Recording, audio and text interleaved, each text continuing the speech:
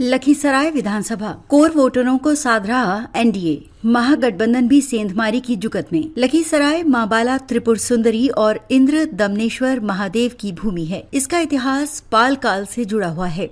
ये मुंगेर लोकसभा क्षेत्र का हिस्सा है। लखीसराय विधानसभा क्षेत्र में लखीसराय नगर परिषद व बड़हिया नगर परिषद के अलावा बड़हिया, रामगढ़ चौक, हलसी प्रखंड के साथ ही लखीसराय प्रखंड की 7 पंचायतें हैं।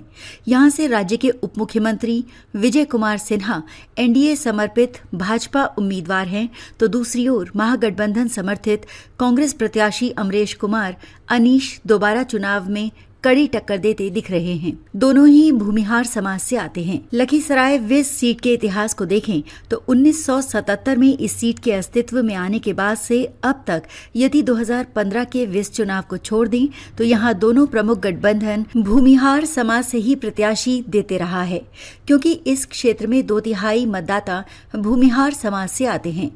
एनडीए प्रत्याशी अपने कोर वोटरों को साधने में लगे हैं, तो महागठबंधन प्रत्याशी एनडीए के कोर वोट में सेंधमारी करने में जुटे हुए हैं। हर जगह भूमिहार वोट में बंटवारा होता दिखाई दे रहा है। ऐसे में इस बार हार जीत का अंतर बहुत कम हो सकता है। हालांकि एनडीए के साथ मुश्किलें ये भी हैं कि यहाँ जेडीयू और भाजपा में कोई खास तालमेल नहीं दिख रहा है। इस विस के बूथ नंबर 1 की शुरुआत बड़हिया क्षेत्र से होती है। बड़हिया नगर परिषद व 9 पंचायत को मिलाकर लगभग 99,000 मतदाता हैं। बड़हिया कांग्रेस प्रत्याशी का गांव है तथा भाजपा नेता केंद्रीय मंत्री गिरिराज सिंह भी यहीं के रहने वाले हैं।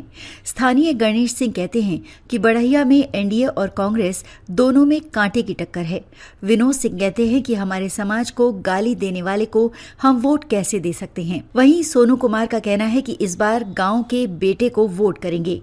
पाली पंचायत में 85% मतदाता धानुक जाति के व 15% में पचपनिया हैं। मनोज महतो, अरविंद महतो, कारू महतो आदि कहते हैं कि एनडीए सरकार में टाल के हर गांव तक सड़क एवं बिजली पहुंची है तथा भय का वातावरण दूर हुआ है।